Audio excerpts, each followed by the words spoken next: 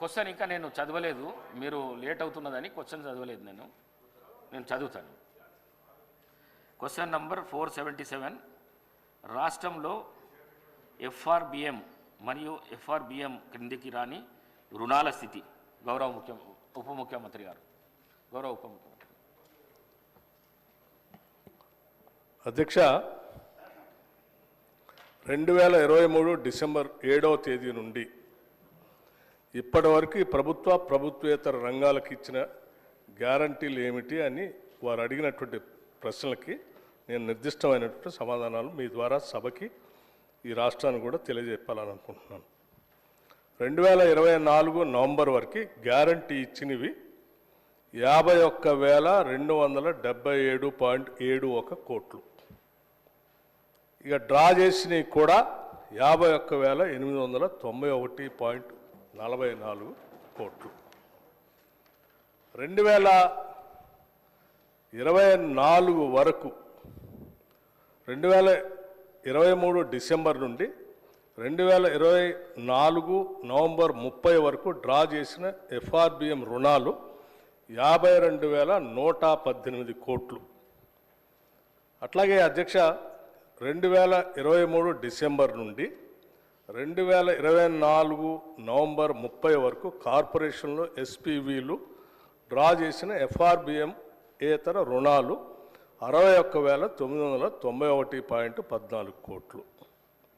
2024 November 30 వరకు FRBM ఏతర రుణాలు 51,277.71 కోట్లు.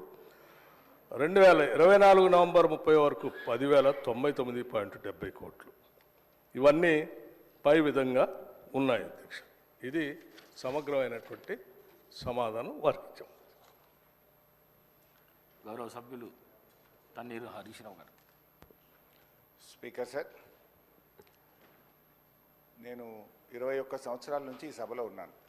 మంత్రిగా పనిచేశాను, ప్రతిపక్షంలో కూడా సభ్యుడిగా పనిచేశాను. నా 21 సంవత్సరాల్లో క్వశ్చన్ మీరు చదివినప్పుడు మంత్రి గారు సీట్లో లేనటువంటి మొదటి సందర్భం ఈరోజు 21 సంవత్సరాల చరిత్రలో చూశాను. కొన్ని సందర్భాల్లో ఏదైనా ప్రత్యేకమైన కారణం వల్ల సభ్యుడు రాకపోతే మంత్రి గారికి ఏదైనా అర్జెంట్ ఉంటే ఇన్ఫార్మ్ చేస్తారు, క్వశ్చన్ పోస్ట్పోన్ చేసి తర్వాత తీసుకుంటారు. బట్ వెన్ స్పీకర్ కాల్స్ తప్పకుండా మినిస్టర్ గారు అక్కడ ఉన్న సందర్భం ఉంది. అయినా సభ గౌరవాన్ని హుందాతనాన్ని దృష్టిలో పెట్టుకొని నేను వదిలేస్తున్నాను. అధ్యక్ష, ఈరోజు గౌరవనీయులు బట్టి విక్రమార్క గారు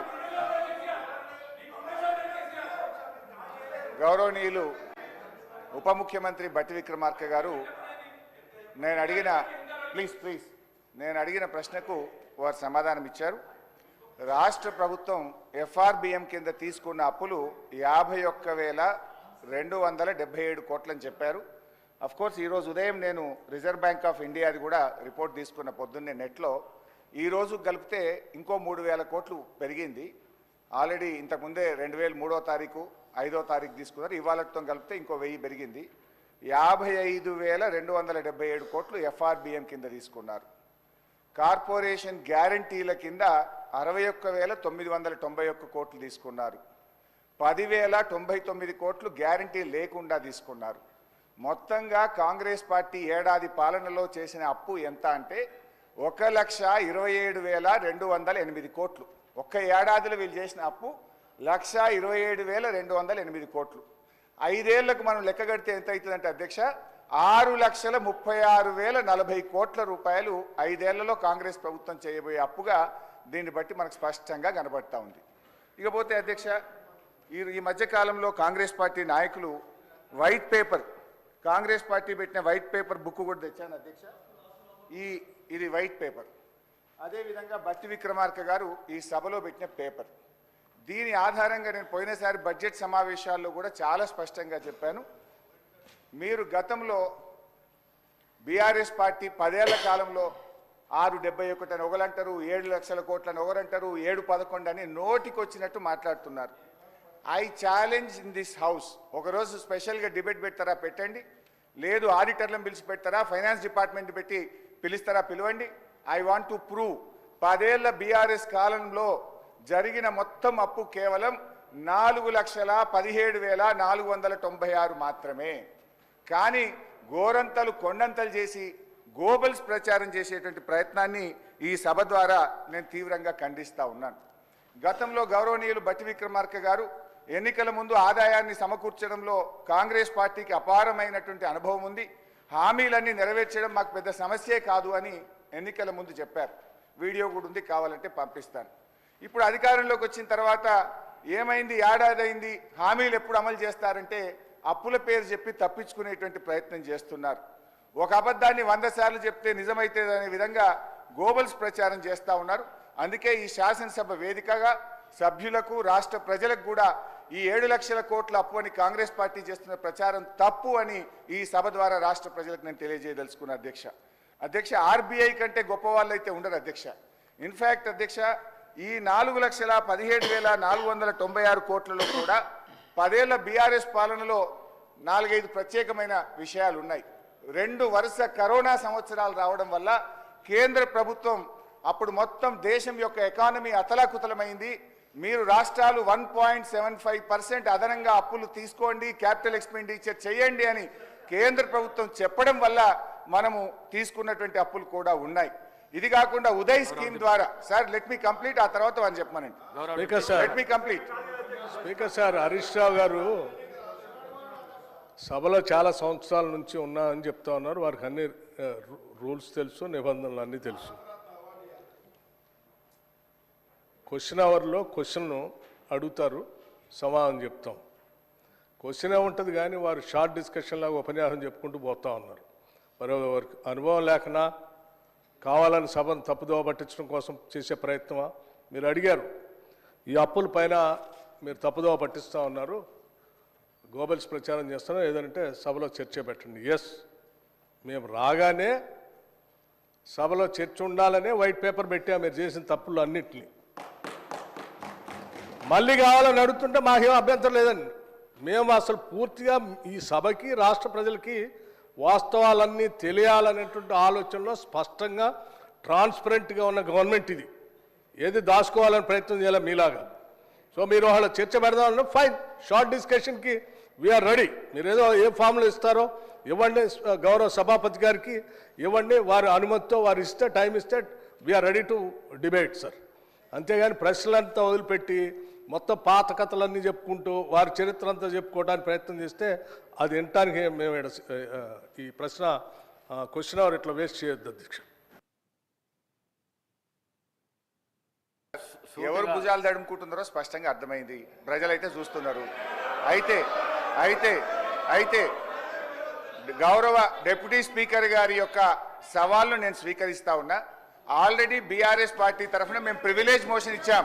privilege motion on honourable deputy CM we have given sir. That privilege motion is pending. Sir సభ మళ్ళీ సభను కూడా మళ్ళీ తప్పుదోవ పట్టిస్తున్నారు అధ్యక్ష.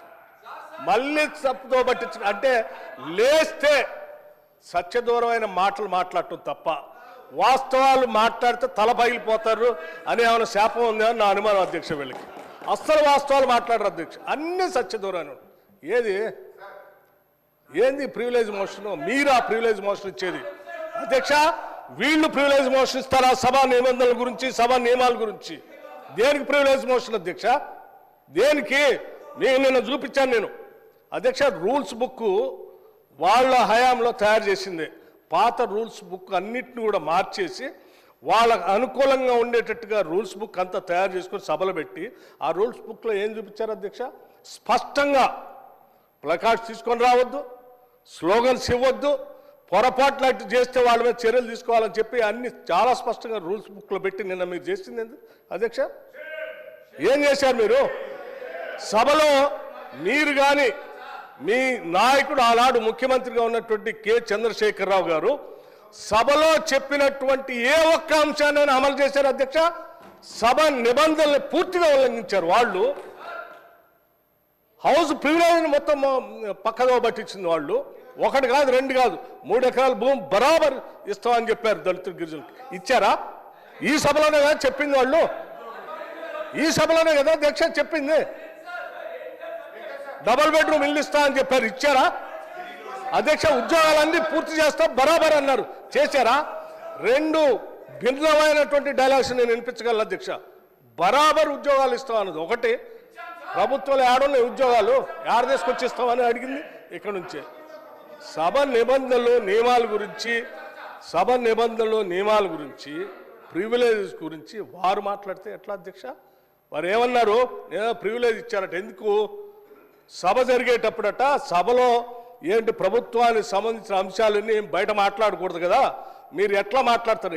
ఏం అధ్యక్ష నేను మాట్లాడింది ఏంటి? మీరు తప్పుడు సమాచారం ఈ రాష్ట్రానికి అప్పుల పైన ఇస్తా ఉంటే ఆ అప్పులకు సంబంధించి ప్రజలకు తెలియాలని చెప్పి 7,11,000 పైన ఉన్నటువంటి అప్పుల లెక్కలు బరాబరుగా చెప్తూ ఆ అప్పులు తీసే క్రమంలో మీరు చేసిన 66,000 కోట్ల అప్పుల్ని మేము తీర్చామని చెప్తూ, అట్లాగే రైతులకి ఇంకో 21,000 కోట్ల రూపాయలు రుణమాఫీ కింద ఆపు ఇచ్చామని అన్నప్పుడు ఒక జర్నలిస్ట్ అడిగాడు, అయ్యా రైతులకు భూమి ఉన్నటువంటి వాళ్ళు అందరికి ఇస్తున్నారు, బాగానే ఉంది, మరి అసలు మా భూమి లేని మా నిరుపేద ప్రజల కూలీలకు కూడా మీరు అప్పుడేదో ఇచ్చారు కదా అని ఇస్తా అన్నారా? 12,000 ఇస్తారంటే ఎస్, అవి కూడా ఇస్తామని అన్నాం. భూమి లేని నిరుపేద కూలీలకి 12,000 కూడా ఇస్తాము, అది ఒక జర్నలిస్ట్ అడిగిన దాని మీద ఇస్తామని చెప్పిన దాన్ని అది ప్రివిలేజ్ మోషన్. నిరుపేద కూలీలకి 12,000 మేము ఇస్తామని చెప్పినట్టు మాటను ఇస్తామంటే నీకేమైనా ఇబ్బందా? కూలీలకి ఇయ్యొద్దా? ఏంటి ఈ భూస్వాముల మనస్తత్వం? ఏంటా ఇబ్బంది? ఏం ఇబ్బంది అంటే దానికంటే ప్రివిలేజ్ మోషన్ ఇస్తారట. రైతు కూలీలకి 12,000 ఇస్తారా అని ఒక జర్నలిస్టు అడిగితే ఇస్తామని అన్నాం, అది ప్రివిలేజ్ మోషన్. రైతు కూలీలకు ఇస్తా అంటే ప్రివిలేజ్ మోషన్. ఇదెక్కడ ప్రివిలేజ్ మోషన్ అధ్యక్ష? ఇదెక్కడ ఉల్లంఘన? ఏ ఉల్లంఘన? రైట్. ఇంకోటి చెప్పారు, 7,11,000 పైన రుణం ఉంది అని తప్పుడు చెప్తున్నారు. మొత్తం తప్పులు చెప్పిందే మీరు కదా. 10 సంవత్సరాల పాలనలో తప్పు చెప్తుంది. 10 సంవత్సరాల పాలనలో తప్పు చెప్పినందుకే 6 నెలలకోసారి మర్చిపోతుంది అధ్యక్ష. వీళ్ళకి 6 నెలలకోసారి ఎందుకు పోతుంది నాకు అర్థం కావట్లే. ఆ సాధారణ ఎన్నికలప్పుడేమో ప్రజలు మొత్తం 6 నెలల క్రితం డిసెంబర్లో మొత్తం వాళ్ళని పంపించారు 2023. అది అయిపోయిన 6 నెలలకి పార్లమెంట్ ఎన్నికలు వస్తే డిపాజిట్ గలం చేసేసారు ప్రజలు. 6 నెలల తర్వాత మళ్ళీ అసలు ఇది ఏందో వాళ్ళకి ఆలోచన పోయిందేమో, అసలు రాష్ట్ర ప్రజలు అన్ని తప్పుదోలు పట్టించారు. ఇది ఎక్కడ అన్యాయం అధ్యక్ష? ఇవన్నీ ప్రజలు ఇంత తిరస్కరిస్తూ ఉంటే ప్రజల కోసం పనిచేసే మా పైనట ప్రివిలేజ్ మోషన్ అంట.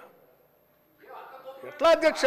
మీరు అడిగారు అప్పులు ఎన్ని ఉన్నాయని, చాలా స్పష్టంగా మేమేం దాచుకోలేదు అధ్యక్ష. అప్పులు తీసుకునే ప్రతిదీ ఆర్బీఐ ద్వారా బ్యాంకు ద్వారా నిక్కచ్చిగా స్పష్టంగా ఉంటుంది అధ్యక్ష. ఆ స్పష్టంగా ఉన్న కాగితాన్ని వాళ్ళ మేము దాయలే. వాళ్ళు ప్రతి సందర్భంలో 7 లక్షల పైన అప్పు ఉందనేది ఏది మీరు కార్పొరేషన్స్ గ్యారంటీస్ వాటిని ఎప్పుడు కలిపి చెప్పలే.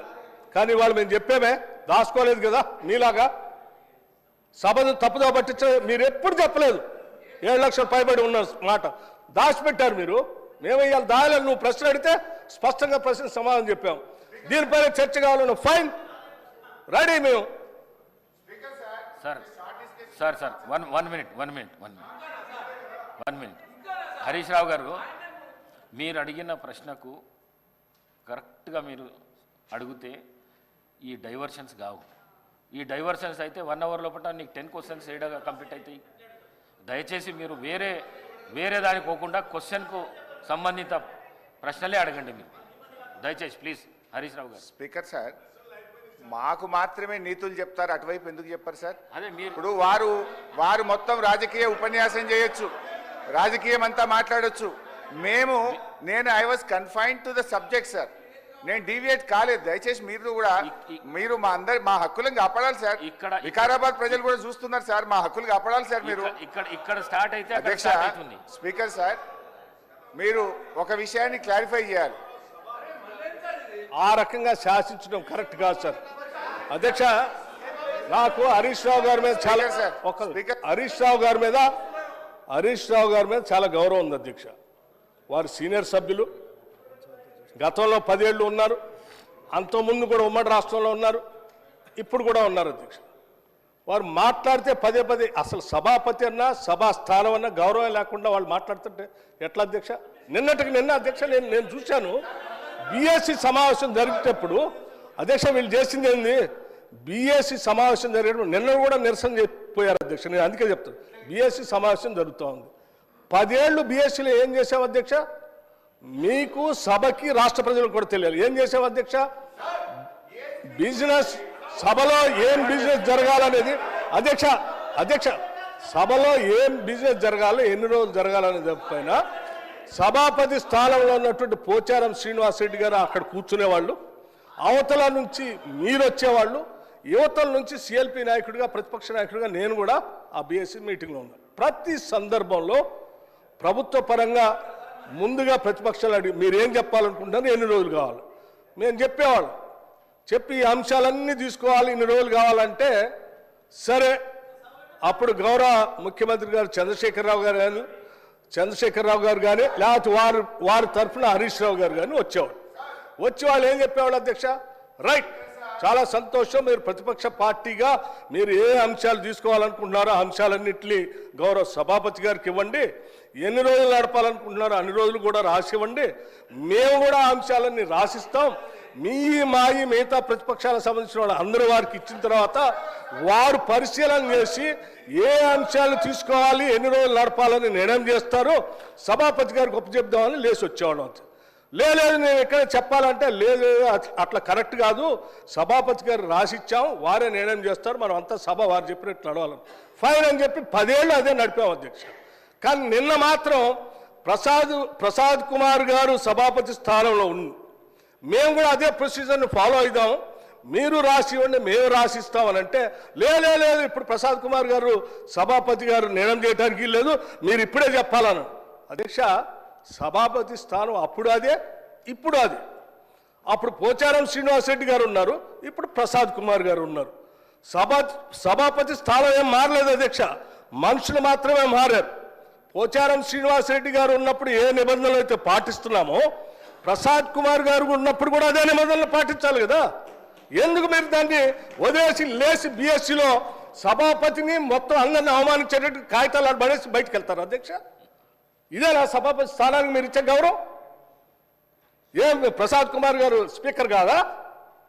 మనం 10 ఏళ్ళు పాటించింది మనం ఎందుకు పాటించట్లే? వీళ్ళు మాట్లాడితే లేచి సభాపతి మీద అటాక్ చేయడం కోసం ప్రయత్నం చేస్తారు, ఇది కరెక్ట్ కాదు అధ్యక్ష. సభాపతి మీరు పదే బతిలాడారు అధ్యక్ష, కూర్చోండి దయచేసి ఆ ప్లే కార్డ్స్ పట్టుకొని రావటం కరెక్ట్ కాదు, అవన్నీ మా మార్షల్స్కి హ్యాండ్ ఓవర్ చేయండి, నా దగ్గర తీసుకొని వస్తారంటే హ్యాండ్ ఓవర్ చేయకపోగా ఆ కాగితాలన్నీ పట్టుకొని ఏడుకు వచ్చేది ఆ సభాపతి స్థానం మీద ఎగరటానికి పోతా ఉన్నారు హరీష్ రావు గారు. ఎక్కడ నియమం అధ్యక్ష ఇది కరెక్ట్ కాదు అధ్యక్ష. సభాపతి స్థానంలో ఉన్నటువంటి మిమ్మల్ని సభలో ఉన్నటువంటి వాళ్ళందరూ గౌరవించాల్సిందే. సభ నిబంధన